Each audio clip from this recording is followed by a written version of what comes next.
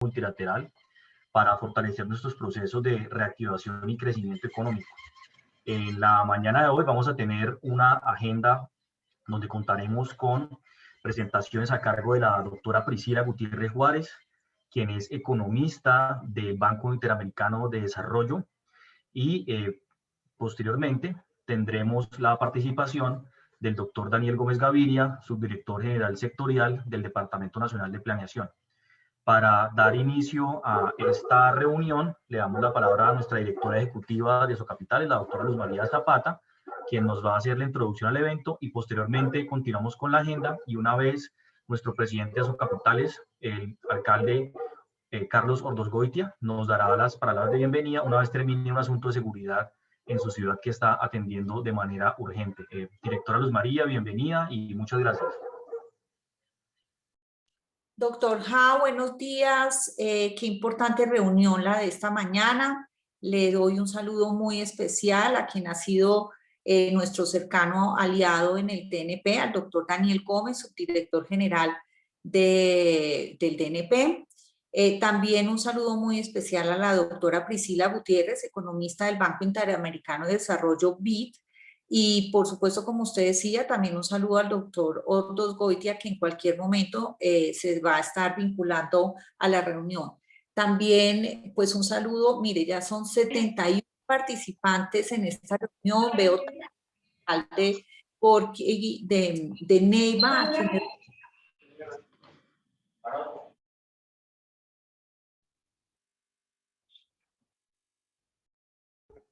Directora, perdimos su sonido.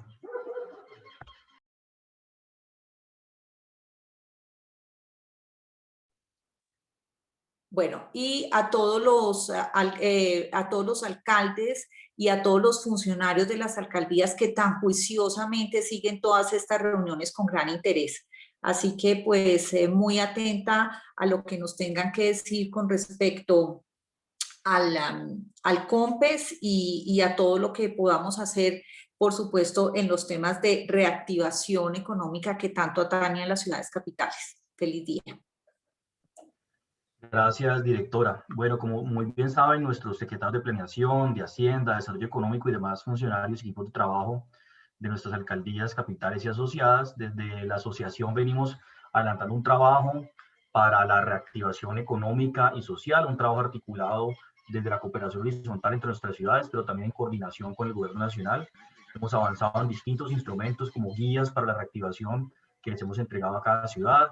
Hemos instalado una mesa de reactivación económica posterior a la cumbre de mandatarios que tuvimos en diciembre junto con el presidente de la República, mesa en la cual hemos avanzado en distintos frentes de trabajo. Tenemos ya bancos de proyectos identificados, varios de ellos ya aprobados por distintos mecanismos de financiamiento, como el Sistema General de Regalías, Presupuesto de la Nación. Estamos trabajando proyectos en asociaciones público-privadas, impactos territoriales, en la línea de compromiso por Colombia del Gobierno Nacional. Así que en estos frentes venimos trabajando, como ustedes bien lo saben. La semana pasada tuvimos reuniones por cada uno de los grupos de alcaldías y seguimos hacia adelante durante ese trabajo con los ministerios que nos están presentando su oferta nacional para articular el territorio y también con las bancas de desarrollo que pueden financiar nuestros proyectos. Vamos a darle la palabra entonces a Priscila Gutiérrez. Ella es magíster en Administración Pública y Desarrollo Internacional de la Escuela de Gobierno John F. Kennedy de la Universidad Harvard y es graduada con honores como economista y especialización en Economía Financiera del Instituto Tecnológico Autónomo de México. Invitamos al Banco Interamericano de Desarrollo precisamente porque hace unos días, muy recientemente, en el marco de los impactos de la desaceleración económica en todo el mundo, producto de la pandemia del COVID-19, el BID ha generado una serie de publicaciones, entre otras, analizando cómo acelerar el crecimiento económico y fortalecer la clase media en nuestros países de América Latina. Entonces, contamos con el honor de tener aquí a la doctora Priscila para que por favor nos haga su presentación. Doctora Priscila, bienvenida, muchísimas gracias. Está usted aquí con los equipos de los señores alcaldes de las ciudades capitales asociadas de Colombia, muy atentos a escuchar sus recomendaciones y a poner en práctica varias de esas acciones que ustedes están planteando. Muchas gracias, doctora Priscila, y bienvenida. muchas gracias a ustedes, a Socapitales, por la muy amable invitación. Estamos muy honrados de poder acompañarlos este día y sobre todo, como decía la directora Luz María Zapata, con temas de gran importancia como lo es la reactivación económica en un contexto tan complicado que estamos viviendo. Quería darle las gracias muy especialmente a Andrea, a Diego y a Diana por toda la organización. Y pues sin más, empezamos la presentación. No sé si ustedes la van a proyectar, ¿correcto? Sí, señora, desde acá te proyectamos. Muchas gracias.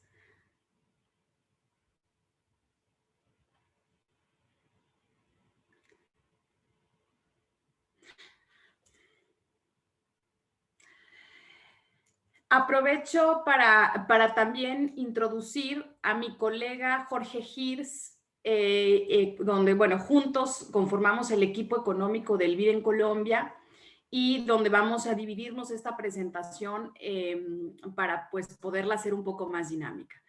Y si pasamos a la siguiente diapositiva, quería contarles cuál ha sido la motivación de hacer estos dos libros y notas técnicas que han salido de parte del banco, que ya lo mencionaba Diego, que es cómo acelerar el crecimiento y fortalecer la clase media, y otro documento que ha salido respecto a los retos y las avenidas de acción ante el COVID-19 que ha impactado fuertemente pues, a todo el mundo, ¿no? Y la motivación es que nosotros consideramos que Colombia puede acelerar su convergencia a países de ingresos altos. Si nosotros vemos en el tiempo, en la gráfica, por ejemplo, de la izquierda, vemos que Colombia pues, ha tenido una evolución positiva en el crecimiento de su PIB per cápita, pero podríamos estar en un nivel mayor. Nada más veamos el ejemplo de Asia Oriental, el Pacífico, los tigres asiáticos, pues han podido aumentar su PIB per cápita a ritmos más acelerados. Y lo que proponemos, y es justamente en la gráfica de la derecha, es que Colombia puede hacerlo. Este ejercicio lo hacemos para todos los países de la región andina, y el eje vertebral de cómo lograrlo, y en esta oportunidad exploramos la infraestructura, una infraestructura resiliente, sostenible, que puede no solamente mitigar brechas de cobertura, de acceso, sino que también puede hacer más productivos los factores de la producción. En este sentido, más productivo el capital humano, más productivo el mismo capital invertido en la economía. Para esto tenemos una agenda ambiciosa, la siguiente lámina, por favor, en donde cuando pensamos este libro, teníamos unos desafíos y una agenda hacia adelante. Después llega el COVID y lo que hace realmente es exacerbar esos desafíos, y por tanto tenemos una agenda revisada con algunas nuevas aristas que ver, pero realmente a lo que queremos llegar es que estos desafíos se mantienen y se exacerban, y es momento de actuar. Para esto, mi colega Jorge Girs presentará los primeros 2 puntos, sobre todo cuando nos imaginábamos este libro y esta problemática sin el COVID, y yo al final daré una breve introducción de lo que ha sido este impacto tan fuerte en las economías y la agenda hacia adelante. Sin más, Jorge, te paso la palabra. Muchas gracias, Priscila. Muchas gracias a Socapitales por la invitación. Quisiera confirmar si me oyen bien. Sí, perfecto, se le escucha bien. Listo, Sí. prosigo entonces. Muchas gracias. ¿Me repites tu nombre completo, perdón, para apuntarlo? Sí, señora. Jorge Girs, H-I-R-S, mi apellido. Ah, es tal cual está ahí escrito, Girs. Sí, señora. Okay. Listo, mil gracias, Jorge. A ustedes. Muchas gracias nuevamente por la invitación. Como Priscila estaba comentando, este libro hace parte de una agenda de conocimiento que venía desarrollando la región andina. Está para Colombia, Bolivia, Ecuador y Perú. Y la planteamos antes del choque del COVID. Entonces, vengo a contarles cuáles eran los desafíos que en ese momento veíamos, y Priscila más adelante dirá cómo han cambiado estos desafíos que, como veremos, son relativamente estructurales, por lo cual sigue teniendo gran relevancia para desarrollar este plan de infraestructura. En primer lugar, siguiente slide, por favor. Entre los desafíos, bueno, está bien. Dentro del desafío vengo a plantearle tres cosas. En primer lugar, como ustedes como alcaldes se plantearán, bueno, ustedes proponen un proyecto de infraestructura, pero ¿cómo se puede financiar este plan de infraestructura? En segundo lugar, que el sector privado necesita realizar ciertos cambios en su dinámica para que pueda aprovechar con todo el potencial todas estas ventajas que la nueva infraestructura que proponemos estaría abriendo.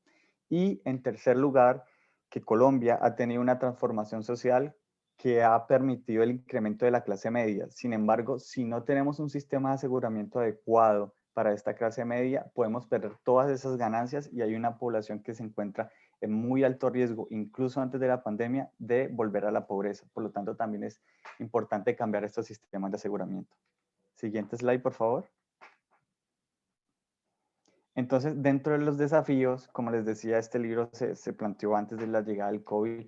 Lo primero que vemos es que Colombia, al igual que otros países de la región andina, tienen espacio fiscal limitado para desarrollar proyectos de inversión. Y hay un factor importante para destacar. Antes de que llegara el choque del COVID, Colombia se encontraba en un proceso de consolidación fiscal. Lastimosamente, muchas veces los países, no Colombia, sino en general, lo que encuentra la literatura es que los países realizan esta consolidación fiscal quitándole el gasto de inversión. Es como que la variable de ajuste. Entonces, este problema en el largo plazo se ve que el país, por estar realizando ajustes, está sacrificando su crecimiento potencial y de largo plazo. En el caso de Colombia, Colombia tenía un espacio fiscal limitado para inversión, aunque no era tan limitado como el de los otros países antes del choque del COVID. ¿Por qué Colombia tiene un espacio fiscal limitado? Bueno, esto viene tanto por cosas de ingreso como por cosas del gasto que en el libro se desarrollan con mayor detalle. Por el lado de los ingresos, digamos que Colombia tiene falencias estructurales que se explican por una estructura tributaria con incentivos y exenciones que permean el recaudo, deficiencias en la administración tributaria que redundan en altos niveles de evasión y un problema que es generalizado en la región, no solo en la región andina, sino en Latinoamérica, que es el elevado nivel de informalidad que muchas veces resta recursos al Estado. Por otro lado, lo que vemos es que por el lado del gasto, el país también tiene potenciales mejoras respecto a compras públicas, el pago de la nómina y cierto gasto tributario, que esto se contabiliza en más o menos 5 puntos del PIB. Un análisis más detallado de esto está en el libro y también en una publicación insignia del banco, que es la serie de desarrollo en las Américas, que los invito también a consultar. Entonces, desafío número 1 por el lado fiscal, hay que hacer cambios tanto del ingreso como del gasto que nos pueden dar los recursos necesarios para desarrollar un plan de infraestructura. Siguiente slide, por favor. Ahora bien, proponemos un plan de infraestructura que va desde lo público, pero es muy importante resaltar que este plan de infraestructura no se plantea como algo para dejar de lado el sector privado, sino que todo lo contrario. Lo que planteamos es que el sector privado y el sector empresarial debe apropiarse de todas estas obras y sacar el mayor provecho posible. Pero entonces, ¿qué es lo que pasa? Cuando miramos el sector privado, lo primero que vemos es que el rezago en infraestructura de por sí es un lastre para la competitividad de este sector. Entonces, una vez coloquemos la infraestructura, ellos ya tendrían, por decir así, la pista abierta para poder desarrollar sus procesos. Pero, ¿qué pasa? Que las empresas también tienen otras falencias que no son solo por la infraestructura. Colombia se caracteriza por tener un número elevado de pequeñas empresas que tienen baja productividad, que están poco integradas al comercio entre regiones y también el resto del mundo. Entonces, por decirlo así, si ponemos mejores sistemas viales, si mejoramos la logística portuaria, hay un montón de empresas que no podrían aprovechar a cabalidad esta nueva infraestructura y estos nuevos procesos que se abren, por lo cual el sector privado también tiene que poner de su parte y se tienen que hacer ciertos cambios para que el sector privado pueda aprovechar todo este potencial. Siguiente slide, por favor. Un factor que es especialmente relevante y que lo tocamos en el libro y que ahora con toda la coyuntura del COVID tiene mucha más relevancia es la capacidad de innovación que tengan las empresas. Cuando se abran todas estas oportunidades derivadas de una mejor logística y una mejor infraestructura, las empresas deben estar en capacidad de, así sea, no hacer grandes innovaciones, pero desde las pequeñas cosas como nuevos procesos logísticos, tienen que estar en la capacidad de adquirir todos estos nuevos procesos y por tanto sacarle provecho a todo este nuevo mundo que se abre del comercio, puede ser interregional o hacia el exterior. Entonces, otra de las debilidades que encontramos es que lastimosamente en el país, ya sea las empresas manufactureras o las empresas del sector servicios, es generalizado, poseen un bajo nivel de innovación, por lo cual esto podría de alguna manera acotar el aprovechamiento del plan que veníamos planteando. Siguiente slide, por favor. Ahora bien, ya vimos el papel del sector público, las empresas, pero desde la población hay un hecho que digamos que es innegable. Colombia ha incrementado el tamaño de su clase media de una manera de casi 30 puntos porcentuales dentro de las últimas 2 décadas.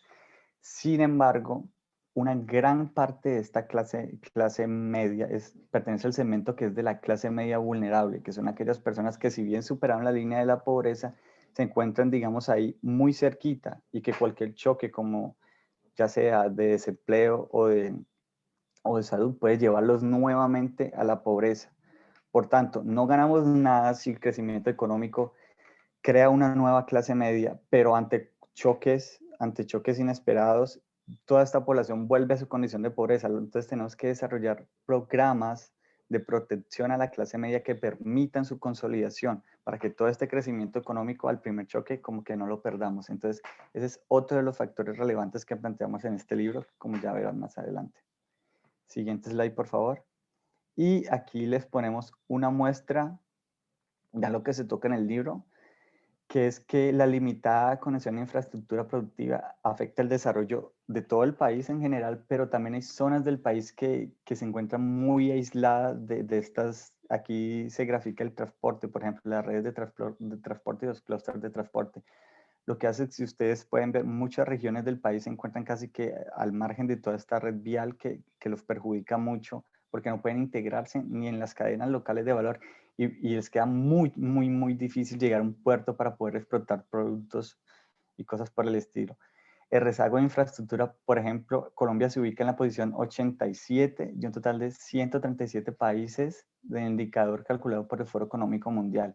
Aparte del rezago en infraestructura, también planteamos que es muy importante mejorar la logística una vez se den las obras, porque no sacamos nada con tener unas vías muy buenas si los puertos no tienen la logística necesaria para que, digamos así, el mundo se le abra al país.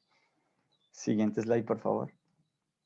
Ahora bien, teniendo en cuenta los desafíos que les acabo de plantear, planteamos una agenda. La agenda en el libro, digamos que se describe con mucho mayor detalle, que se basa en incrementos progresivos de la inversión pública.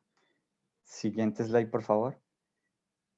Y es importante mencionar que en el libro también planteamos una serie de proyectos transformacionales, que son los que desde el banco creemos que se les podría dar mayor énfasis con el fin de cerrar esta brecha de infraestructura de una manera más eficiente.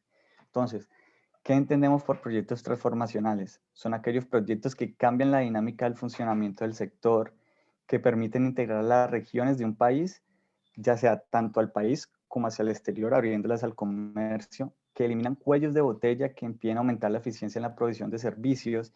Son proyectos que aumentan significativamente la productividad de la economía del país y que generan un mejor nivel de vida y mayor equidad en la sociedad. Quiero que quede claro que el libro que proyecta este impacto en la infraestructura del crecimiento económico, lo que muestra es que todo esto se va a ver en un mejor bienestar para la sociedad, que digamos que desde el BID, que nuestro lema es mejorando vidas, es lo más importante. Entonces, digamos que todo esto va a transversar el impacto de la infraestructura hasta llegar hasta las personas y mejorarles su calidad de vida. Siguiente slide, por favor. Entonces, más o menos, el libro lo que plantea son distintos proyectos enfocados en 3 grandes sectores de infraestructura. Por un lado tenemos transporte, energía y agua y saneamiento. En el libro ustedes verán con mayor detalles y en publicaciones anexas que salieron después del libro, como que cuáles son los recursos necesarios por cada proyecto. Y esto no significa tampoco que estos sean los únicos proyectos. Ustedes como alcaldes pues sabrán mucho más cuáles son las necesidades y por eso se podrían incluir muchos otros proyectos si ustedes tengan en línea. A manera de ejemplo, en transporte, planteamos como uno de los proyectos la conexión férrea entre el puerto de Buenaventura y el puerto de Santa Marta. Este proyecto permitiría mejorar la conectividad y competitividad del país y tendría efectos en la reducción de emisiones, reducción de accidentalidad y descongestión de las vías urbanas. En el sector de energía, se plantea el programa de eficiencia energética del Caribe colombiano. Este programa promoverá la introducción de tecnologías y procesos más eficientes, el uso de fuentes no convencionales de energías renovables y la gestión de demanda en los sectores de consumo prioritario. Por otra parte, en agua y saneamiento, uno de los proyectos que se plantea es en el marco del plan Todos Somos Pacífico, cuyo objetivo es contribuir al cierre de las brechas de acceso en los servicios de agua y saneamiento y electrificación del litoral de esta región que, pues, como ustedes saben, lastimosamente se encuentra muy rezagada en nuestro país. O sea, aquí los invito a que por favor consulten el libro si quieren un mayor detalle y nosotros después estaremos también a disposición por si tienen alguna duda. Siguiente slide, por favor. Ahora bien, como ya vimos, este sector privado en su estado actual no podría aprovechar todas las oportunidades que crea este plan de inversión en infraestructura, por lo cual debemos propender por mejorar el ambiente de negocios. Entonces, por un lado, tenemos que mejorar acceso al crédito, tenemos que incentivar la formalización de las empresas, teniendo en cuenta cuáles son las empresas que realmente tienen alto potencial para crecer y ayudarlas y no promover el ánimo empresarial, que es uno de los grandes problemas de la región. También es necesario que una vez formalizadas estas empresas o poder integrar todas las empresas que tengan alto potencial a redes de valor, ya sea dentro del país o por fuera del país. Por tanto, se deben fomentar políticas destinadas a incentivar el crecimiento de las empresas para que puedan aprovechar todas estas oportunidades que se abren desde un impulso inicial con la infraestructura. Porque como mi colega Priscila lo dijo al principio, el impacto en el crecimiento no sea solo por un efecto multiplicador de la inversión en infraestructura, sino por una mejora en la productividad total de los factores como lo conocemos. Y esta mejora en la productividad total de los factores solo se da una vez el sector privado pueda apropiarse de toda la infraestructura que se ha creado. Siguiente slide, por favor. Ahora bien, algo que encontramos en el libro es que, por un lado, las empresas tienen muchos factores externos como fallas en infraestructura, fallas en logística, competencia desleal, acceso al crédito, bueno, que están fuera de ellas y que impiden su crecimiento y desarrollo. Pero también tienen falencias desde adentro. Vemos que las prácticas gerenciales son un factor clave que puede tener mejores prácticas gerenciales puede hacer la diferencia entre si una empresa puede mantenerse viva en las condiciones actuales y a futuro si podrá aprovechar todas estas ganancias que se dan con la infraestructura. Este fortalecimiento de prácticas gerenciales, si bien se da en todas las empresas por tamaño, es muy importante que se den en las empresas pequeñas, como lo dije antes, teniendo en cuenta que sean empresas que tengan un potencial de crecimiento fuerte. Mejorar las capacidades gerenciales puede hacer la diferencia en muchos sentidos y por lo cual es algo que destacamos en el libro y colocamos 2 estudios de casos de empresas que han logrado sortear todas estas dificultades mediante buenas prácticas gerenciales. Y siguiente slide, por favor. Y finalmente, ahora retomando como que este lado de la clase media y qué hacemos para proteger a esta clase media que el crecimiento económico nos da, pero que sigue siendo muy vulnerable. Y aquí específicamente lo que proponemos son reformas a los sistemas que protegen contra el riesgo de desempleo y longevidad con base en 4 principios básicos. Entonces, en primer lugar, recomendamos la integración de todos los programas de seguridad social en un único sistema en el que todos los trabajadores cuenten con los mismos derechos y obligaciones independientemente de su lugar de trabajo. En segundo lugar, se proponen expansiones en la cobertura que no comprometan la estabilidad financiera del sistema, vinculando las contribuciones realizadas con los beneficios recibidos y explicitando los costos per cápita de los subsidios que tiene este sistema. En tercer lugar, vemos una necesidad de asegurar que el gasto sea progresivo, de modo que los subsidios se dirijan principalmente a los trabajadores con menor capacidad de ahorro y sean financiados con el presupuesto general y no mediante impuestos al trabajo que puedan desincentivar el empleo formal. Y como cuarto punto, proponemos integrar los programas de seguridad social con los de asistencia social. Entonces, de esta manera, en términos generales, la seguridad social recogería dos tipos de subsidio ante pobreza. En primer lugar, aquellos que permitan garantizar un ingreso básico independiente de la situación laboral. Y en segundo lugar, aquellos que posibiliten financiar parte de las cotizaciones de los seguros sociales. Estos subsidios deberían ser extendidos progresivamente para cubrir la clase media vulnerable. Les hago un breve resumen de por qué eso sería necesario. Básicamente, lo que sucede ahora es que el sistema de seguridad social está, ya sea seguros de desempleo, no existen en el país, y muchas veces las contribuciones al seguro de vejez, que es la pensión, o seguridad social, están ligadas a que la persona que trabaja se encuentre en un empleo formal. Y como estamos en este momento, Colombia, Latinoamérica, y Colombia es parte de eso, con un elevado nivel de informalidad, lo que pasa es que muchas personas, si bien existen ciertos instrumentos que en teoría podrían ayudarlos en estos momentos, se encuentran por fuera de estos seguros de protección. Y el Estado lo que tiene son unos programas muy buenos, pero llegan hasta la pobreza. Llegan, como ustedes saben, hay transferencias monetarias, esta familia sin acción, últimamente ingreso solidario, pero digamos que estas políticas se enfocan en atender a la pobreza. Lo que nosotros decimos, si vamos a generar esta nueva clase media que ya se generó, que es vulnerable, y vamos a futuro a seguir generando una mejora en la calidad de vida, necesitamos proteger esta población. Y por lo tanto es fundamental tener un sistema de aseguramiento que responda a las necesidades de la clase media y no solo de la pobreza. Entonces yo creo que a grandes rasgos estos son los temas que se tratan en el libro.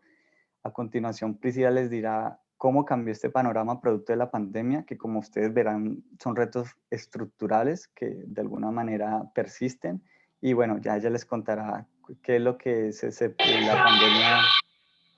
la pandemia ocasionó en este plan que teníamos. Entonces, nuevamente, muchas gracias y le doy paso nuevamente a Priscila. Muchas gracias, Jorge. Ahora, después de todo lo que nos ha contado Jorge, yo nada más voy a tomar un par de minutos para hablar del contexto del COVID en la región, pero particularmente en Colombia. Siguiente slide, por favor. Bueno, digo, no vamos acá a hablar de lo que es obvio, pero sabemos que el impacto del COVID ha sido tremendo, demoledor en la arena sanitaria, económica, social. Nunca se ha visto esto, al menos, por ejemplo, en Colombia, nunca había caído tanto el Producto Interno Bruto como lo que se espera que haya caído en 2020. Entonces, para Colombia, según los datos oficiales, estamos esperando una caída que se aproxima al 7%, exactamente un 6,8%. Y esto ha sido, pues, en todo el mundo, ¿no? Creo que a excepción de China, todos los países han decrecido. Y esto no me gustaría que se quedara en un número abstracto que es, ay, el Producto Interno Bruto. No, pues esto tiene cambios muy importantes en la situación de pobreza y de desigualdad y de empleo por la que la región de América Latina ha trabajado tantas décadas. Esta pandemia amenaza con revertir justamente estos logros. Y nada más como para darles una cifra, cuando nosotros hacíamos este libro, veíamos que antes del COVID, pues esperaban reducciones en la pobreza en Bolivia, en Colombia, en Perú, en Ecuador. Ahí un poco no se esperaba tanto eso, pero al menos la pobreza que se mantuviera o aumentara un poco. Pero cuando llega el impacto del COVID, sabemos que por los cierres generalizados de la actividad económica, pues estamos esperando en Colombia un aumento de la pobreza cercano al 3%. Si vemos a Bolivia, este impacto se aproxima al 9%. Y si vemos también el impacto que ha generado el choque externo, y cuando digo choque externo me refiero simplemente a que ha bajado el precio del petróleo o el precio de las materias primas que exportan estos países, pues también afecta fuertemente la pobreza. En Colombia también se está esperando un impacto en ese sentido que se aproxima pues al 4 o 5%. Siguiente slide. Y no es un tema exclusivo de Colombia, pero pues sabemos que con todas las necesidades de financiamiento agrandadas, porque hay que hacerle frente a programas sociales, hacerle frente a requerimientos de urgencia del sector salud, pues todas las necesidades de financiamiento se agrandan y deterioran la situación fiscal. Para darles una métrica, si vemos lo que era antes del COVID, las necesidades de financiamiento del Estado colombiano, del gobierno central, eran aproximadamente 6.8% del PIB. Cuando digo las necesidades de financiamiento es lo que es el déficit más las amortizaciones de la deuda. Ya que llega el COVID, estas más que se duplican. Entonces, estamos hablando que de 13.6% del PIB, y para 2021 el escenario tampoco es muy optimista, que digamos, porque estamos hablando de 12%. Esos son unas necesidades exacerbadas que obviamente van a tener un correlato en un aumento del déficit. Sabemos que Colombia decidió suspender la regla fiscal en 2020 y 2021 con miras a reinstaurarla en 2022. Pero obviamente eso también deriva en que el déficit se agrandó fuertemente.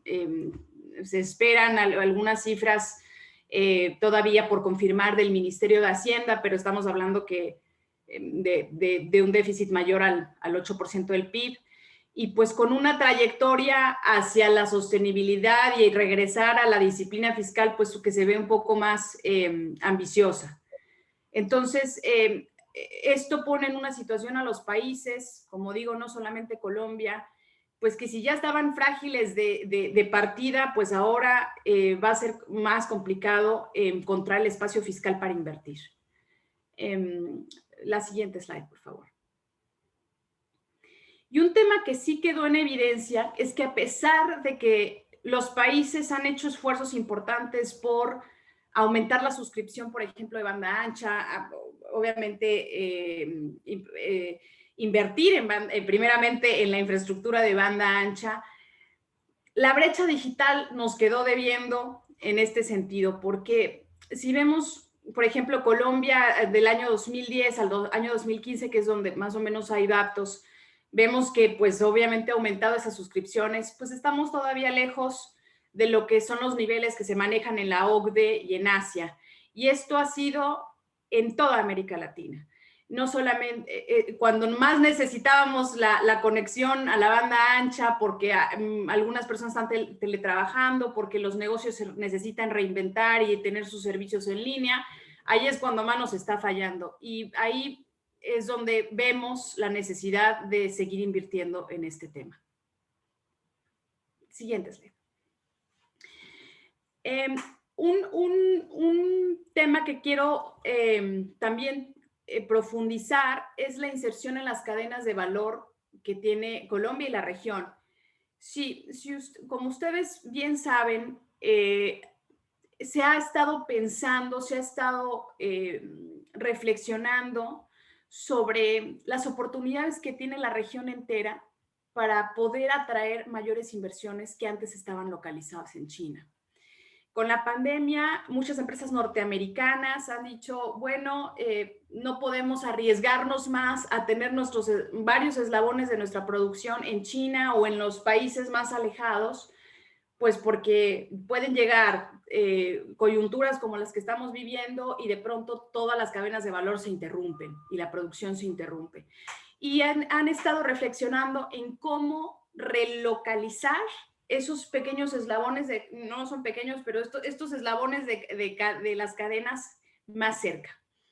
Y en ese sentido, Colombia tiene una oportunidad de levantar la mano y atraer inversión extranjera que antes estaba en otros países, pero todavía hay un camino por recorrer. Si vemos, por ejemplo, nada más el valor agregado a las exportaciones que tiene ahorita los productos colombianos, hay muy poco de esos eslabones extranjeros.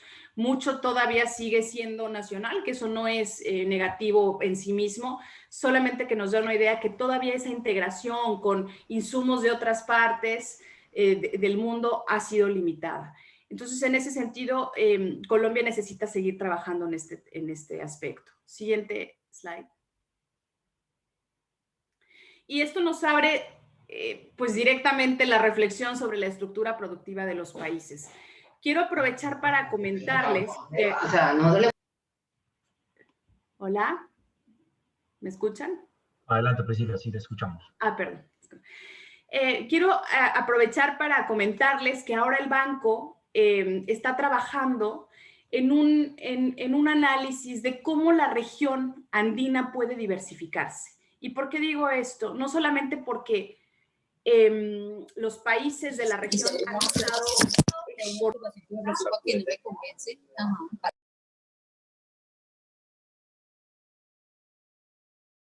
Doctor Hao, el micrófono, algo está pasando. Doctor Hao, que nos ayude, por favor. Sí, es que estamos silenciando a las personas que por alguna equivocación abren el micrófono, pero ya, por favor, continúe, doctora Priscila. No hay problema, claro que sí.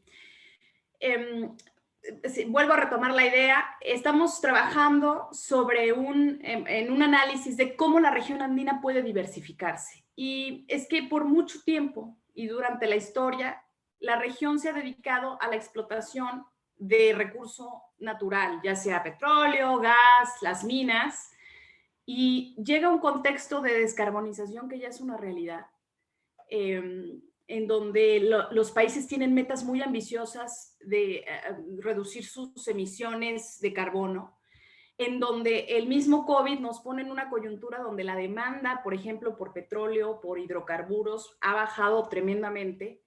Entonces, ¿qué le queda a la región? La región necesita reflexionar sobre hacia dónde vamos más allá de lo que es la explotación de recurso natural. Y en ese sentido, estamos analizando en qué son esos sectores a los que le puede apostar la región. Eso es un trabajo que está en curso, pero nada más adelantándoles, estamos tratando de reflexionar sobre este tema de las cadenas locales de valor, ya no tan globales que están en China y en Vietnam, sino que se pueden relocalizar en nuestra región. Estamos analizando el tema de agricultura sostenible, baja en carbono, que aparte de ser una actividad que puede explotarse más, pues tiene aristas sociales muy importantes porque pues, están sobre todo en regiones rurales, con pobreza, donde puede haber potencial para que trabajen y sobre todo que también trabajen las mujeres que han sido muy golpeadas en esta pandemia. Estamos también analizando el tema del turismo, cómo podemos revitalizar ese turismo, cómo se ve ese turismo post-pandemia, porque sin duda ese es uno de los sectores que ha cambiado para siempre, en donde si bien viene la vacuna y todavía las personas no tienen esa confianza de viajar, el sector tiene que adaptarse fuertemente para ver cómo atrae a los nuevos turistas, qué tipo de protocolos, qué tipo de servicios, también como más de la mano de la tecnología puede ofrecer en un contexto pues que ha cambiado para siempre. Entonces, en ese sentido, hacemos una reflexión sobre la importancia de diversificar la estructura productiva de los países. Siguiente, por favor. Y bueno, esto nada más comentando brevemente, la descarbonización ya es una realidad. Hay compromisos muy importantes de manera soberana que se han asumido en foros internacionales como los acuerdos de París. Y pues esto va a tener que dictar gran parte de cómo reestructuramos la economía. Siguiente, por favor. Y en ese sentido, ya finalizando la presentación, la agenda revisada, siguiente slide, por favor, pues es muy parecida a lo que decía Jorge, pero seguir buscando los espacios fiscales. Si ustedes conocen bien el trabajo que ha hecho el fondo ahora, el Fondo Monetario Internacional, donde le dice a los países, gasten, ahorita es momento de gastar, ya después vemos la situación fiscal. Sí, no todos los países tienen la misma holgura para hacer esto, pero el mensaje es, una vez que la coyuntura lo permita, que la pandemia esté un poco más bajo control, que empiece a repuntar el crecimiento, sí es muy importante que se empiecen a buscar, se empiece a buscar nuevamente el sendero de la disciplina fiscal. Y Colombia ha sido un experto en esto en la región, ha sido un ejemplo en la región latinoamericana de su marco macroeconómico sólido, con políticas sólidas, con disciplina fiscal, con una regla fiscal que le da credibilidad. Son un país que tiene grado de inversión. Entonces, eso es importante mantenerlo. Y una vez que el contexto lo permita, regresar a las metas muy claras de disciplina fiscal.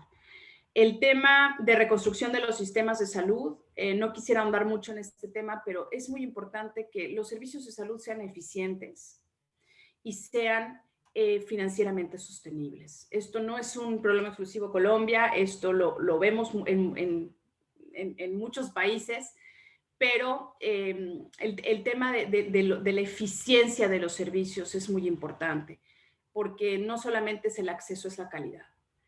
En la avenida de infraestructura productiva, ya lo habíamos hablado, el empleo y la diversificación productiva, y no, aquí es, ¿a qué le vamos a apostar? Si nosotros vemos la literatura y vemos países que lograron crecer y que lograron converger más rápidamente a países de altos ingresos, vemos que le apostaron algo. Corea del Sur le apostó a la educación. Irlanda le apostó a la atracción de inversión extranjera directa y a la educación. ¿A qué le vamos a apostar nosotros? Porque es posible converger, pero hay que tener claridad sobre a qué vamos a fortalecer. El tema del ambiente de negocios de las empresas pequeñas, y aquí sí quiero hacer una aclaración, no solamente son empresas pequeñas y medianas, es de todas las empresas. Y siempre hablamos de las pequeñas empresas, pues el término pequeño tal vez se queda corto.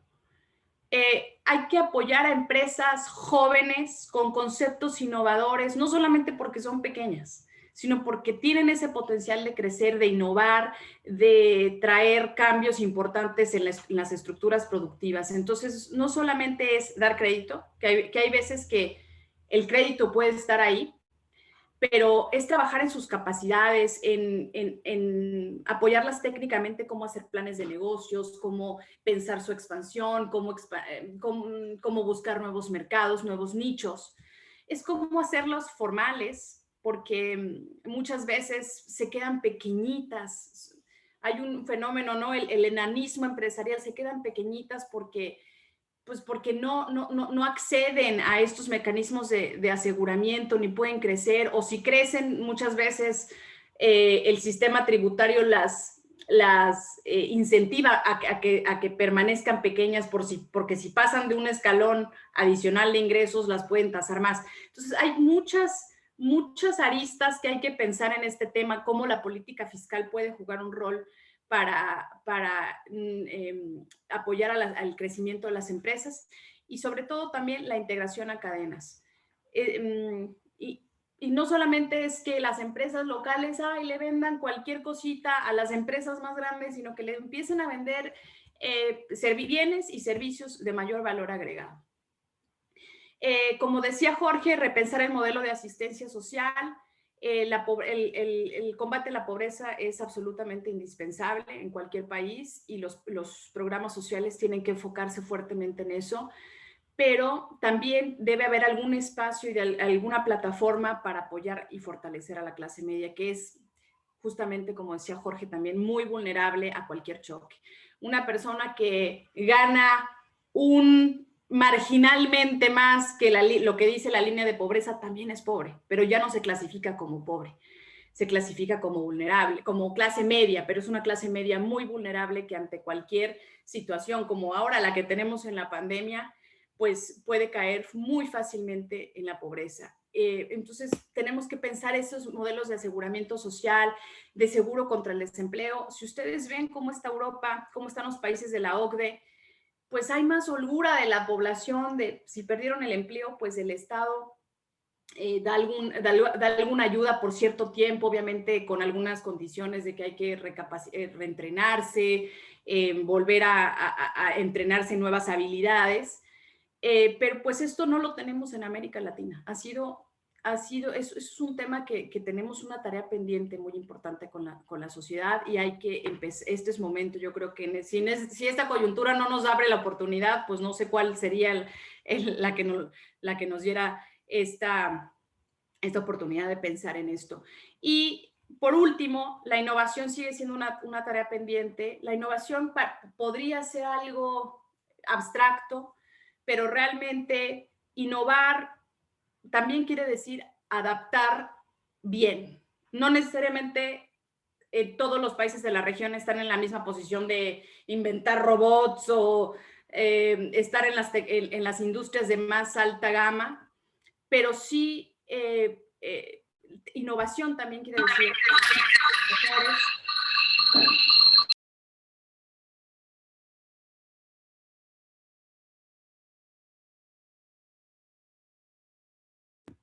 pequeños cambios que pueden hacer la diferencia y adaptar bien la tecnología. Siguiente, por favor. Con esto, pues les agradezco mucho la atención a la presentación. Vamos a compartirla y queremos dejarles toda esta literatura que hemos desarrollado en estos últimos años sobre estos temas, por si quisieran profundizar en la lectura, y siempre estamos a disposición para preguntas. Muchas gracias. Muchísimas gracias, Priscila. Muchísimas gracias, Jorge, y al Banco Interamericano de Desarrollo por esta presentación muy pertinente para nuestra coyuntura actual. Damos paso a las personas que tengan alguna consulta, que quisieran que Priscila y Jorge nos den algunas orientaciones adicionales que ustedes desde los participantes consideren pertinentes. Entonces, abrimos el espacio para que por favor vía chat nos pongan su pregunta o nos pidan la palabra, y con muchísimo gusto aquí podemos tomarnos unos minutos para ello. Aprovechamos para reiterarles que por favor nos diligencien el formulario de registro. Tenemos cerca de la mitad de personas que estamos participando registradas, y es a través de esos correos electrónicos que les vamos a compartir la presentación del Banco Interamericano, también del DNP que viene posteriormente, y por supuesto el video de esta sesión.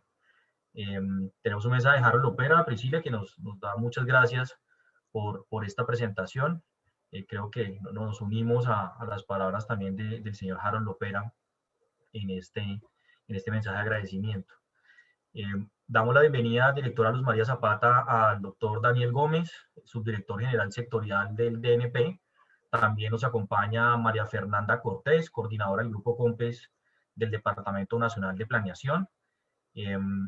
Les plantearía, si están de acuerdo, Priscila, Jorge, que avancemos en la presentación del Departamento Nacional de Planeación, y seguramente las preguntas que surjan, tanto para el banco como para el DNP, podremos abordarlas de manera conjunta.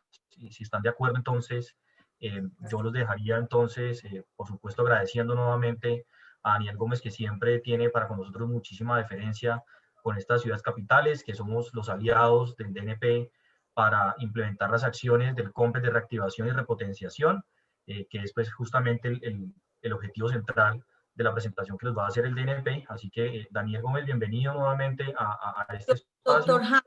Doctor Jao, hola, Luz María Zapata, me uno también a ese saludo muy especial. Doctor Daniel Gómez, bienvenido, qué felicidad tenerlo nuevamente acá, siempre con estas presentaciones y este trabajo maravilloso. Muchísimas gracias por siempre tenernos en cuenta. Decirle que están más de 86 participantes en la reunión. El mayor interés suscitan estos temas, y entonces mil gracias, doctor Jao. Daniel, ¿quiere presentar usted la presentación o la proyectamos nosotros desde acá? ¿Qué le parece más fácil? Hola, Diego. Bien, Luz María, muchas gracias, Diego. Muchas gracias de nuevo a Socapitales por la invitación, pero sobre todo por el trabajo, como decía Diego y Luz María, permanente que hacemos para lograr articular desde el gobierno nacional con las ciudades capitales todas las agendas y todas las acciones que van a ser particularmente importantes en este periodo de reactivación. Entonces, Diego, si quieres, yo lo proyecto, creo que puede ser más fácil. Así me siento más en control de mi propia presentación. Listo. Entonces, no, muchas gracias de nuevo y a todos los participantes por estar con nosotros. Voy a hacerles una presentación del COMPES de reactivación que aprobamos el 11 de febrero. Esta es una política muy particular porque es una política de urgencia, de emergencia, pero que también tiene que plantear una visión de reactivación a más largo plazo. Lo que no queríamos era tener simplemente pues un plan de choque para este año y que fuera de corta vida o que generara otros problemas posteriores. Realmente la visión era tener unas acciones que fueran de corto plazo, tener un énfasis en este año, en estos 2 años, para poder reactivarnos rápidamente, pero que esto tuviera un marco lógico y estuviera enmarcado en una visión de más largo plazo para evitar precisamente que esta pandemia tuviera efectos de largo plazo que sean en últimas mucho más costosos para todo el país y para las generaciones futuras. Entonces, muy importante destacar que la construcción de este COMPES fue particularmente participativa. Desde que el presidente de la República lanzó el compromiso por Colombia el 20 de julio del año pasado en las instalaciones del Congreso, empezamos a pensar no solo en el portafolio de proyectos de inversión respaldados por el presupuesto general de la nación. No solo nos enfocamos en lograr esa aprobación del presupuesto con el monto de inversión más alto que hemos tenido en los últimos años, sino que también empezamos a pensar en las políticas que debíamos implementar para lograr materializar un impacto lo más alto posible de estos esfuerzos de inversión. Entonces, lo que empezamos haciendo fue una serie de reuniones, mesas de trabajo. Tuvimos más de 22 mesas con más de 500 participantes. En las primeras etapas de construcción, en este COMPES, participan 53 entidades del gobierno, entonces realmente es una estrategia transversal. Luego publicamos el primer borrador para comentarios, recibimos más de 200 propuestas de 70 organizaciones, tuvimos también propuestas del Consejo Gremial, del Consejo Privado de Competitividad, de Desarrollo, tuvimos sesiones con las comisiones regionales de competitividad, tuvimos reuniones con alcaldes y con gobernadores, recibimos insumos de sus equipos. Entonces, realmente todo este ejercicio fue muy participativo, buscaba también alinear las expectativas y ponernos todos como en el chip de que después de un año muy complicado en 2020, el 2021 tenía que ser el año en que pudiéramos implementar una cantidad de estrategias para la reactivación, porque era necesario. Creo que acá no tengo que repetirlo demasiado, pero pues el choque de la pandemia resultó en una desaceleración económica global. En Colombia fue de casi 7% del PIB. Esto se reflejó inmediatamente en el mercado laboral. Ahí Colombia es particular en el sentido de que la desaceleración no fue mucho más severa que en otros países, pero los efectos en mercado laboral sí fueron bastante más pronunciados. En pobreza, inmediatamente en marzo, cuando empezamos a aprobar los decretos de aislamiento, de cuarentenas, hicimos el cálculo de cuánto iba a ser el impacto sobre pobreza. Calculamos que más o menos iba a subir la pobreza en 10 puntos porcentuales, y ese campanazo de alerta nos indicó que tocaba tener tanto medidas de mitigación que fueron incorporadas en toda la respuesta inmediata al COVID, como medidas de reactivación con unos enfoques diferenciales, en particular para poblaciones vulnerables. La respuesta inmediata al COVID, por cierto, logró reducir en casi 4 puntos porcentuales este aumento de la pobreza. La pobreza el año pasado subió más o menos 6 puntos porcentuales. Entonces, las medidas como ingreso solidario, como compensación del IVA, como los giros extraordinarios vía los programas sociales, realmente lograron reducir ese impacto y absorber mucho de este golpe en hogares en pobreza extrema, pobreza y vulnerabilidad. Esa primera política de respuesta inmediata se aprobó también en el Consejo Nacional de Política Económica y Social, en un COMPES que buscaba proteger salud pública, ingreso de hogares, liquidez de empresas en particular y finanzas públicas. Y también, pues ahí planteamos y se diseñó todo el sistema de pruebas, rastreo y aislamiento selectivo y sostenible para poder ser como el primer eslabón en este proceso de reactivación económica, que requería pues seguir conviviendo con el virus, pero evitar la necesidad de cuarentenas generalizadas. Buscábamos tener herramientas, instrumentos que han sido implementados en muchas ciudades muy efectivamente para poder identificar rápidamente los focos de contagio y poder tener un sistema de aislamiento mucho más focalizado. A ver. Entonces, otro punto clave es que desde el año pasado nos empezaron a preguntar si el Plan Nacional de Desarrollo, si el plan del gobierno tenía que replantearse debido al COVID.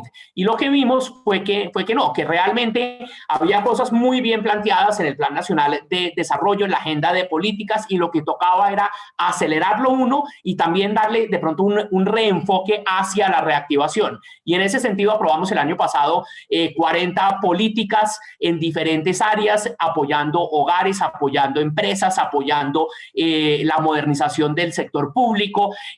Para mencionarles algunas, pues está compensación del IVA, por supuesto, el COMPES de emprendimiento, toda la política de vivienda con coberturas de tasa de interés para créditos de vivienda, inclusión y educación financiera, Generación E, salud mental, Colombia Potencia Bioceánica, la política nacional logística, proyectos de gran envergadura como el metro ligero de Medellín, las vías para la legalidad y reactivación, que es la segunda declaratoria de importancia estratégica más grande que hemos aprobado en Colombia, solo después del metro Bogotá, pero este programa pues incluye 21 corredores viales estratégicos con una inversión de 9 billones de pesos, comercio electrónico, desarrollo espacial, el COMPES de confianza y seguridad digital, clave para poder consolidar estas herramientas para la reactivación vía de digitalización.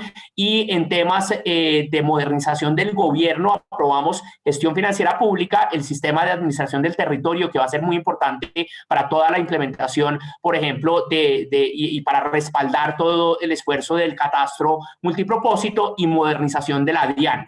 Y acá se suma entonces el de reactivación que les presento ahora.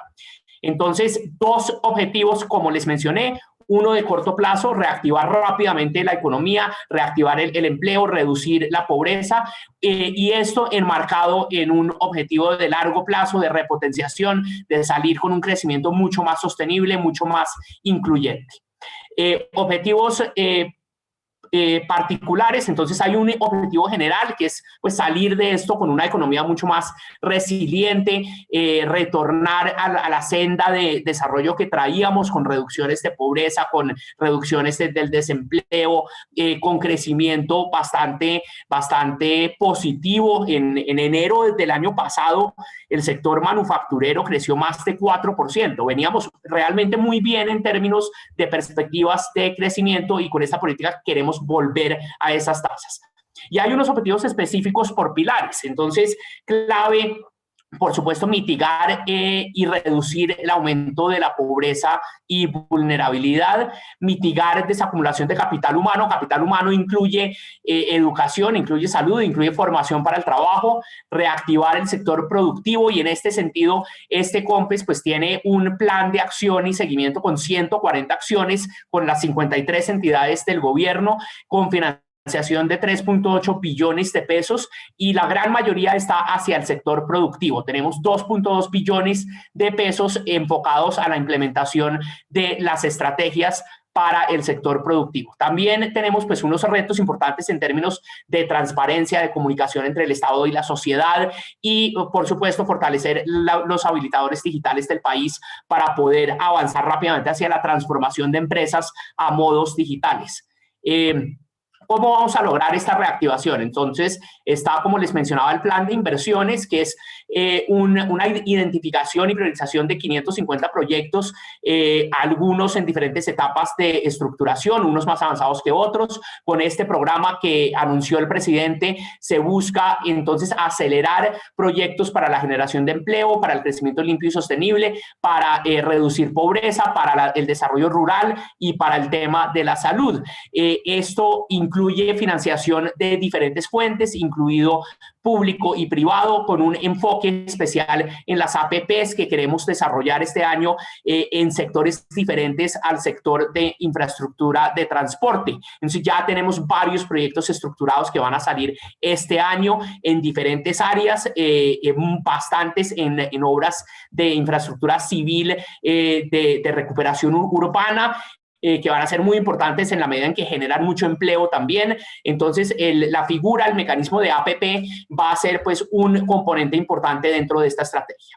El plan de acción. En plan de acción, entonces, como les mencionaba, se enfoca en cómo apoyar a hogares, a familias, a sector productivo y al gobierno a través de diferentes acciones que puedan impulsar estos 5 grandes compromisos del Compromiso por Colombia que anunció el presidente el 20 de julio del año pasado. Entonces, voy a hacer un resumen de cuáles son como las acciones principales en los diferentes ejes y cuáles son ejemplos, digamos, de esas 140 estrategias, pues cuáles son como las más importantes. Por supuesto, los invito a consultar este documento, a consultar el plan de acción y seguimiento. También publicamos un resumen de 20 páginas que quedó muy bien armado, y ahí agradecemos, por supuesto, a todo el grupo COMPES, a María Fernanda Cortés, que lideró este proceso. Todo este proceso fue muy innovador, como ustedes ven, y una de las innovaciones fue pues sacar este resumen. Queremos que la gente conozca la política, queremos que ustedes identifiquen cuáles son las políticas que tienen particular relevancia en sus ciudades. Queremos que podamos articular con ustedes acciones alrededor de estos lineamientos a nivel nacional, y por supuesto, en la medida en que todos conozcamos el contenido de estas políticas, podemos tanto hacerle veeduría para que se cumpla, como también diseñar y articular acciones que sean complementarias entre sí y así lograr el mayor impacto posible entre todos. Entonces, en hogares tenemos el gran objetivo de reducción de la pobreza y la protección del capital humano. ¿Qué tipo de cosas estamos haciendo? En el tema de pobreza, el año pasado, como les recordaba ahorita, pues logramos duplicar el alcance y la cobertura de la red de apoyo social con la creación de ingreso solidario, con la creación de compensación del IVA, y eso nos permitió crear el registro de hogares y la plataforma de transferencias monetarias. Queremos entonces este año, y a través de esta política, consolidar ese esfuerzo que tiene en su centro también el CISBEN 4. Creo que seguramente ya he estado con muchos de ustedes en las reuniones de socialización que con ayuda de Asocapitales hemos organizado, pero el CISBEN 4 pues va a ser una herramienta clave para lograr tener un mayor impacto del gasto social a través de cosas como las transferencias monetarias, tanto condicionadas como no condicionadas. Entonces, esa acción va a ser fundamental para poder reducir rápidamente pobreza y también proteger esos procesos de movilidad social. Segundo, queremos mitigar la mayor incidencia de pobreza y vulnerabilidad en zonas rurales. Entonces, ahí hemos visto cómo cómo se han ido ampliando diferencias urbano-rurales. Vamos a implementar el piso de protección social en zonas rurales. Vamos a facilitar los procesos de restitución de tierras a través de mecanismos de demanda electrónica. Vamos a tener mecanismos y acciones de generación de ingresos para mujeres y jóvenes rurales, priorizando zonas PEDET, que son las que tienen que cerrar brechas más rápido. Vamos a también pues seguir impulsando el acceso a vivienda adecuada con la implementación del programa Casa Digna, Vida Digna, con mejoramientos de viviendas rurales también. Y el tema de la vivienda rural creo que va a ser crítico para generar pues activos, uno, para población rural, y dos, mejorar condiciones de vida. Vamos a crear nuevas condiciones para el desarrollo integral en la niñez, para revertir efectos negativos de la emergencia. En particular, hay varias estrategias, incluido crianza amorosa y juego. Vamos a consolidar acciones para garantizar permanencia de niños y niñas en educación inicial, y también fortalecer todo el sistema de seguridad alimentaria y nutricional para evitar que suceda lo que ha pasado en crisis anteriores. La única crisis, afortunadamente, en Colombia realmente grande antes de esta fue la del 99. En ese momento fue cuando se creó Familias en Acción, cuando se empezó a crear todo este sistema de protección social, y lo que vimos ahí fue que se afectó la nutrición de niños y niñas, y eso tuvo un impacto de largo plazo sobre movilidad social. Queremos evitar que en esta emergencia esto vuelva a suceder.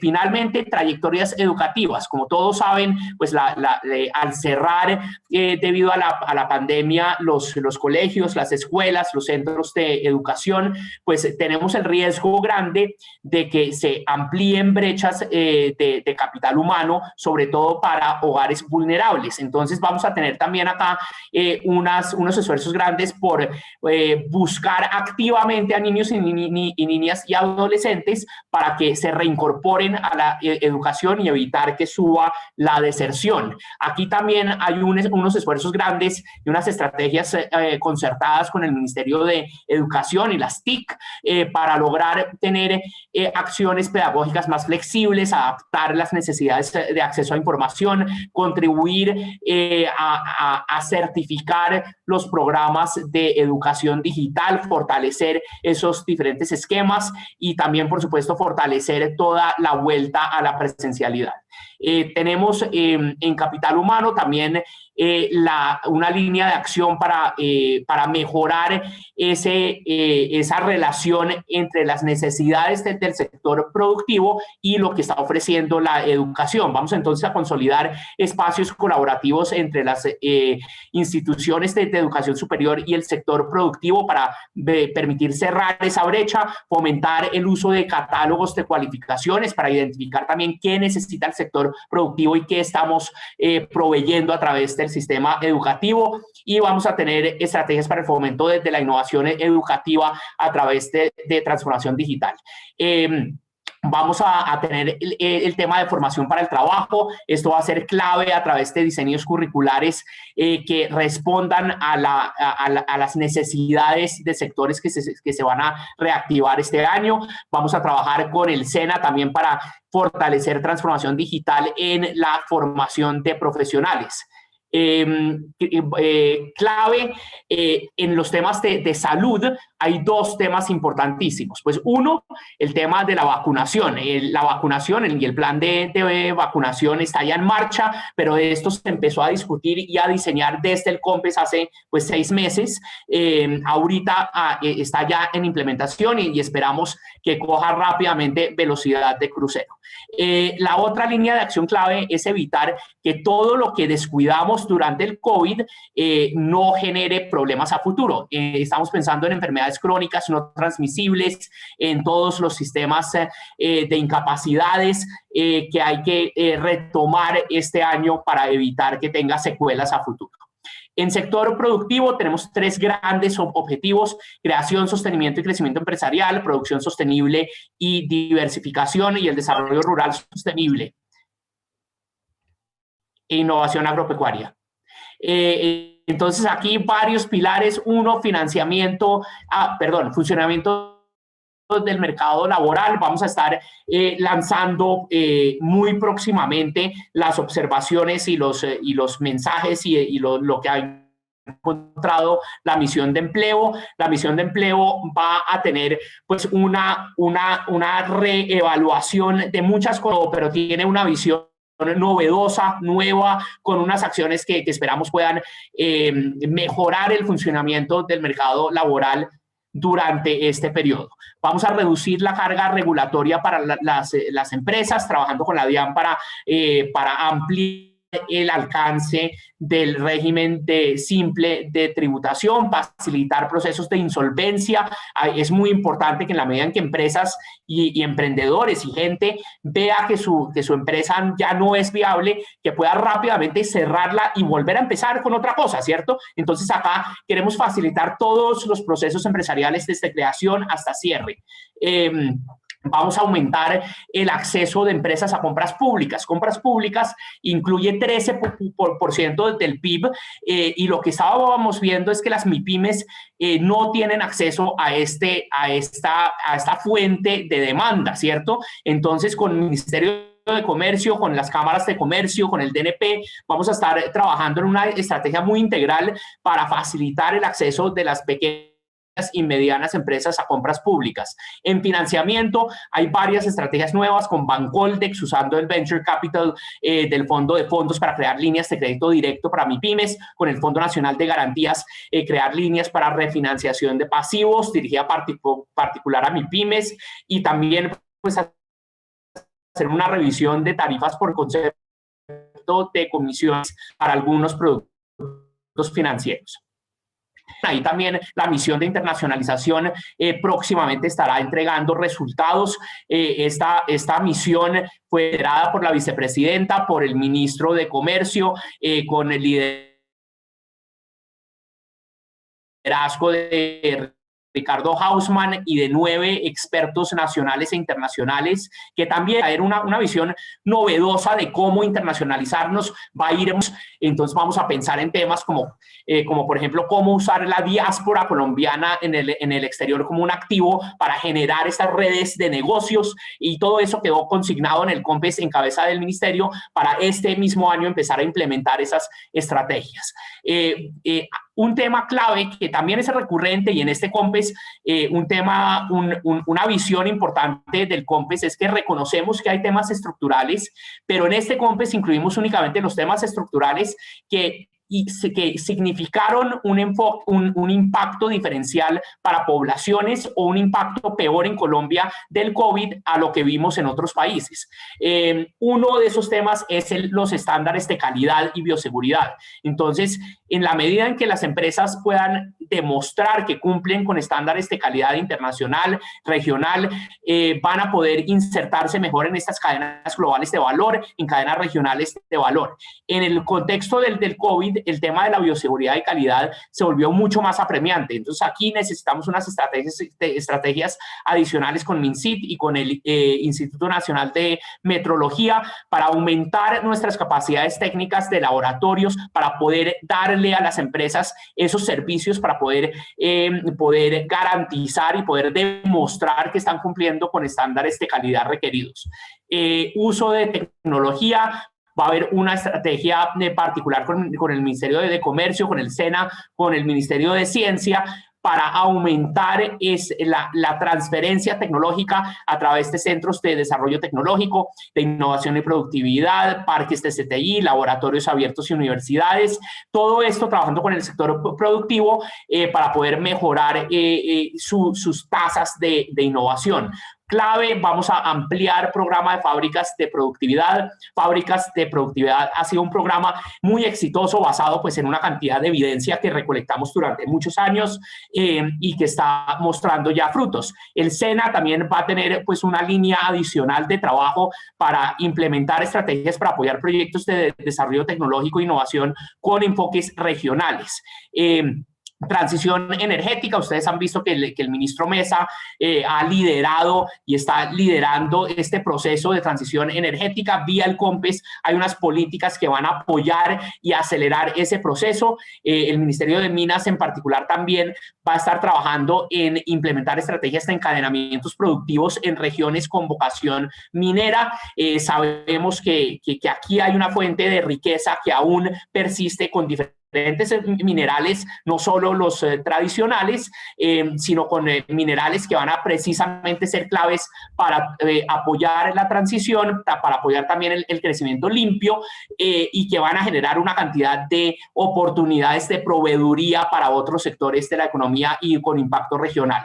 Bioeconomía, negocios verdes, economía circular. Es una gran apuesta de este COMPES tener una visión de sostenibilidad y una visión de sostenibilidad que no implique costos adicionales, sino que implique y represente oportunidades adicionales de negocios basados en la biodiversidad, en la biomasa, en oportunidades de encadenamientos con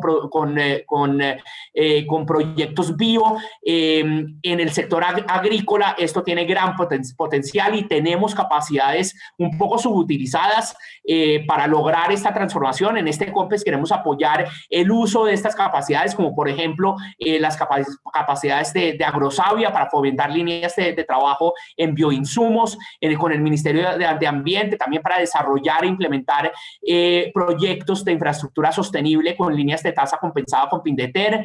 Entonces, realmente este COMPES tiene varias categorías de acciones, ¿no? Tiene unas acciones que son absolutamente novedosas, tiene otras que tocaba acelerar, que venían un poco muy lento para la reactivación, y tenemos otras que hay que consolidar, que iban bastante bien. Ministerio de Agricultura, por supuesto, va a tener un rol fundamental para desarrollar la bioeconomía y los negocios verdes en el sector rural, con apoyo del SENA, también con todo el programa de extensionismos agropecuarios. En gobierno hay que fortalecer el relacionamiento Estado-ciudadanía. Esto sabemos que se vio afectado durante el COVID por el aislamiento, por la angustia, por las preocupaciones. Esto es un reto pues, que seguramente ustedes han visto también a nivel subnacional. Ahí queremos pues, trabajar con el MINTIC para mejorar la comunicación de todas las entidades del Estado con la ciudadanía, la provisión de información, la implementación de esquemas GovTech.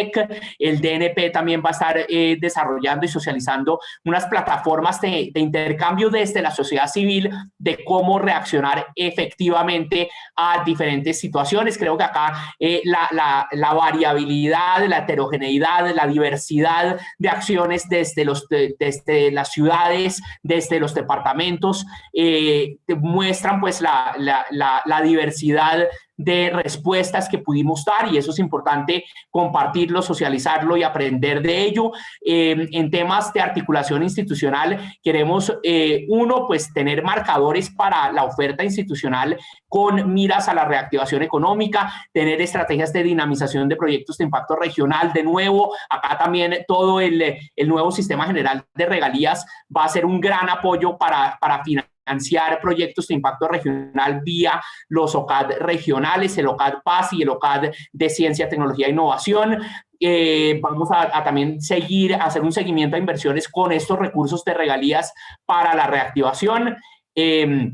Finalmente, pues todo el apoyo a los entes territoriales en términos de fortalecer financiera, institucionalmente, su capacidad de generar proyectos y generar estrategias. El DNP estará fortaleciendo sus programas de asistencia técnica a entidades territoriales, fortaleciendo finanzas territoriales, proyectos de reactivación con este enfoque de largo plazo. El DNP desarrollará y socializará herramientas metodológicas para brindar orientación e incorporación de análisis de riesgo. El DNP tiene unas herramientas analíticas muy buenas en términos de cómo evaluar riesgos de diferente tipo a nivel municipal.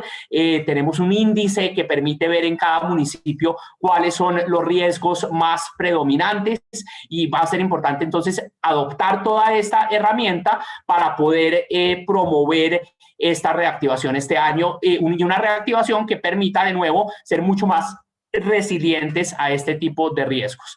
En temas de justicia, y seguridad ciudadana, también hay unas acciones importantes que logramos concertar y articular no solo al interior del Ejecutivo, sino con el mismo Consejo Superior de la Judicatura y la rama judicial. Entonces aquí vamos a implementar el Sistema Único Integrado de Gestión Judicial, vamos a también implementar planes de continuidad y contingencia de herramientas que soportan acceso de servicios de justicia apoyados en TIC, y vamos a trabajar con la Policía Nacional construyendo sobre unos ejercicios súper interesantes del año pasado que usando, por ejemplo, instrumentos de inteligencia artificial permitían identificar muy rápidamente cambios en el tipo de delitos que se estaban cometiendo en las ciudades. Entonces, esta herramienta que desarrollamos el año pasado va a ayudarnos a trabajar con la policía para tener sistemas de información con interoperabilidad que permitan anticiparnos mucho más rápido a cambios atípicos en la ocurrencia de delitos.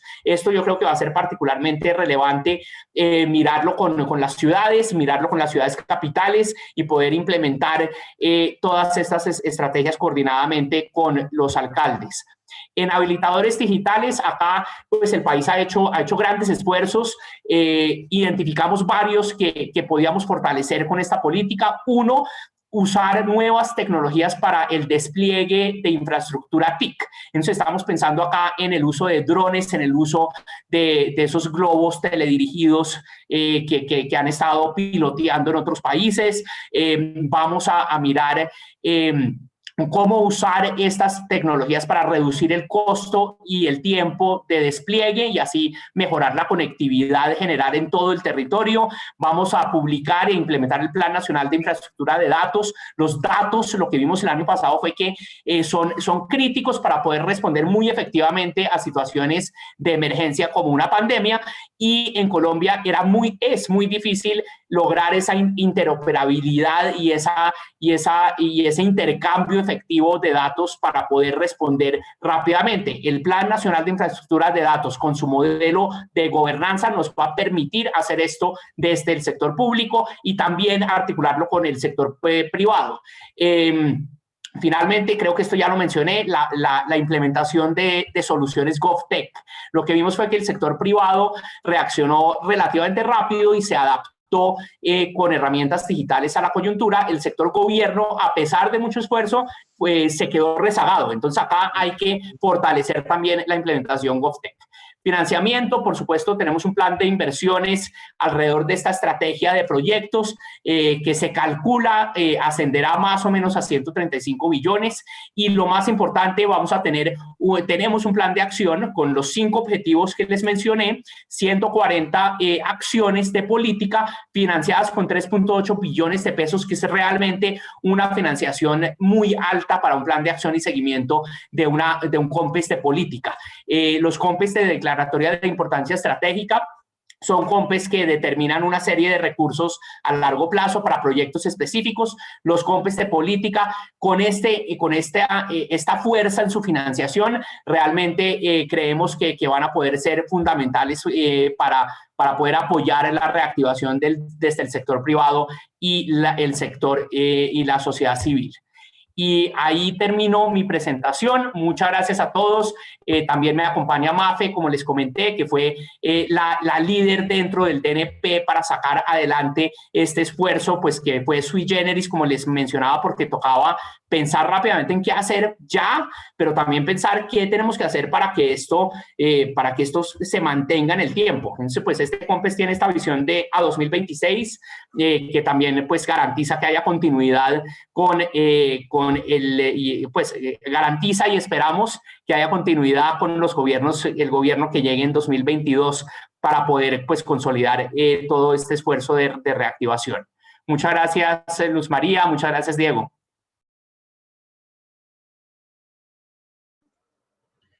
Muchas gracias, subdirector Daniel, por la completa presentación que nos realiza, además de un COMPES que recientemente fue aprobado, y digamos también el privilegio en las ciudades capitales de contar de primera mano con sus promotores, en el caso tuyo, en el caso de María Fernanda, pues estar en este espacio. Yo pues abriría el micrófono para preguntas que tengan los participantes, pero mientras recibimos algunas, Daniel y María Fernanda, quisiéramos plantearles tal vez una de parte nuestra, y es, Desde las ciudades capitales venimos trabajando de manera organizada desde la cumbre que tuvimos con el presidente de la República, la cumbre de mandatarios, el 9 de diciembre, en una mesa de reactivación económica. Y entendemos muy bien cómo se complementa esta política con el plan Compromiso por Colombia que viene en marcha y que, entre otras, está liderando la Consejería Presidencial de Regiones y en las distintas trabajos que se hacen en el territorio. La pregunta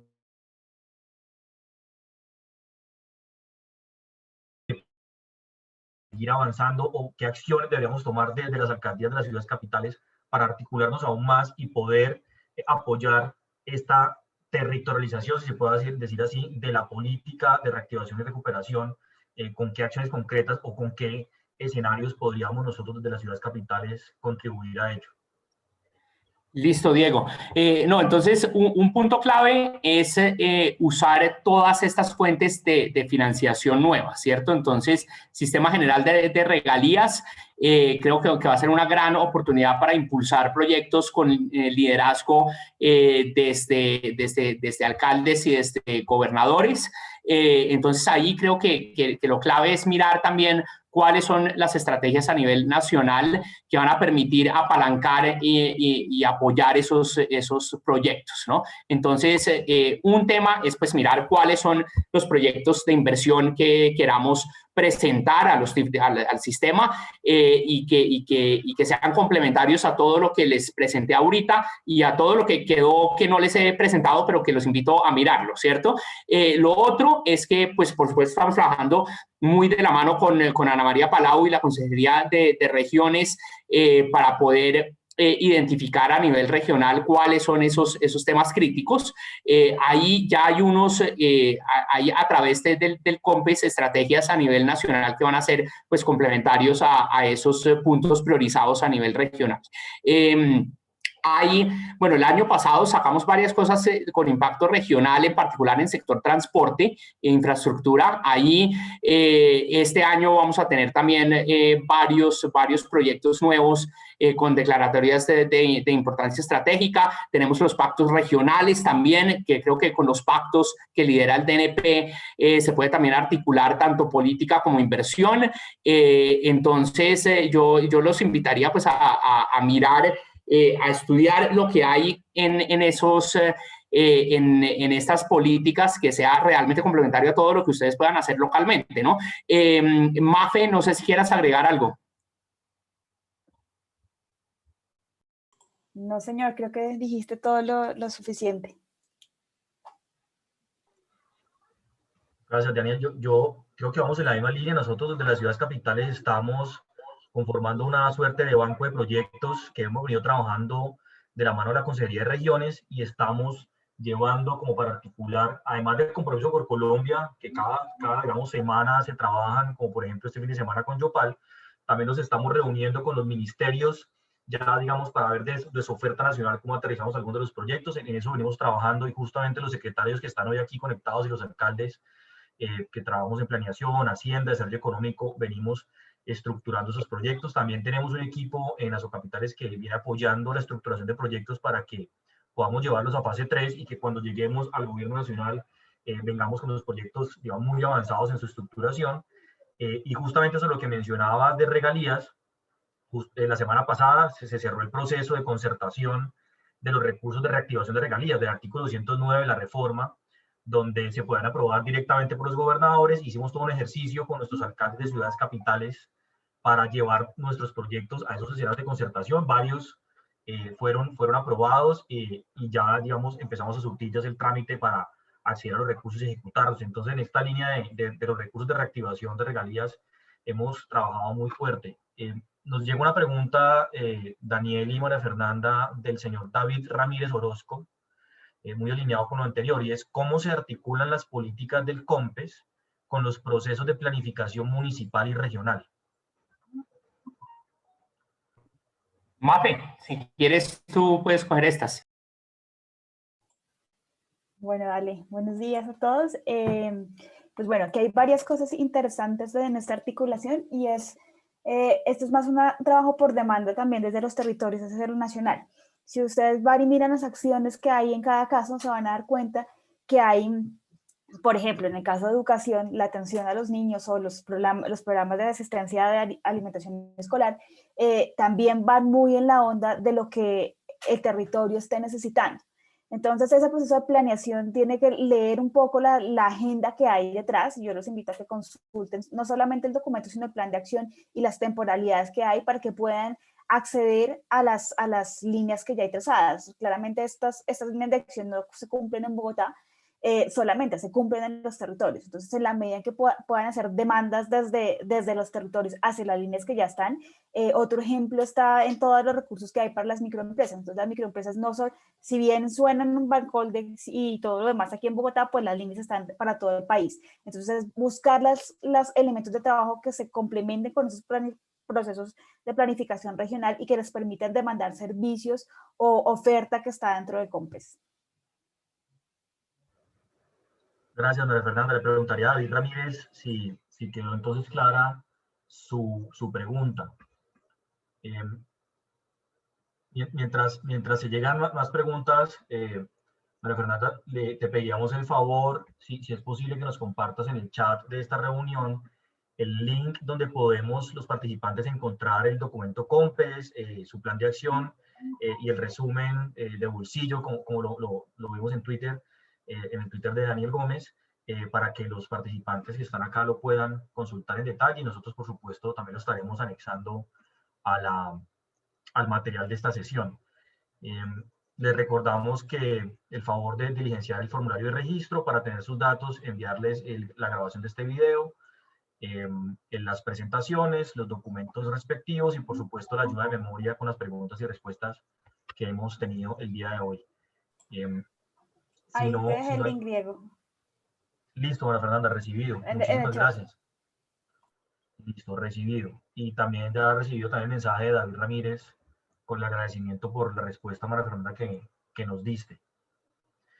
Creo que si no hay más preguntas, pues cerraríamos entonces agradeciéndole a los cerca de 90 participantes que tuvimos en el transcurso de esta reunión. Nuevamente gracias a Priscila y a Jorge del BID por compartirnos sus recientes publicaciones sobre crecimiento económico y recomendaciones para el crecimiento y el fortalecimiento de la clase media, que además creo, Daniel, va muy en línea con lo que ustedes plantearon desde el COMPES. Por supuesto, nuevamente, Daniel y María Fernanda, agradecerles. Tal vez un comentario final, Priscila, Jorge, de parte de ustedes, y un comentario ya de cierre por parte de Daniel para esta reunión, integrando un poco lo que hemos visto en esta jornada de la mañana. Adelante, Priscila, por favor, y cerramos con Daniel. Claro que sí, ¿no? Agradecerles nuevamente por esta oportunidad. Con todo el trabajo excepcional que ha venido haciendo planeación y sobre todo, pues cómo han pensado este problema, no solamente como de corto plazo, sino de largo plazo, de recuperación, de salir de esta crisis, como lo decía Daniel en su momento, ¿no? Salir más fuertes, más resilientes de esta crisis, no solamente es ahí sobreviviendo, sino realmente pensando en cómo transformar Colombia, aún en una coyuntura tan complicada, pues es muy loable. Un mensaje que sí quiero dejar a la amable audiencia es que Colombia lo ha hecho excepcionalmente bien. En el pasado son un ejemplo de verdad. Cuando los otros países de la región voltean a ver, pues voltean a ver a Colombia, qué ha hecho. Entonces creo que es importante volver a esos compromisos de disciplina fiscal que ustedes siempre han tenido en el pasado, obviamente cuando la coyuntura lo permita, obviamente cuando se empiece a recuperar la economía, pero es importante también tener eso en cuenta. Y pues felicitar al gobierno por el trabajo excepcional que está haciendo, por todo lo que están pensando, y a los alcaldes y alcaldesas desearles mucha suerte en este trabajo y en esta coyuntura tan complicada. Muchas gracias.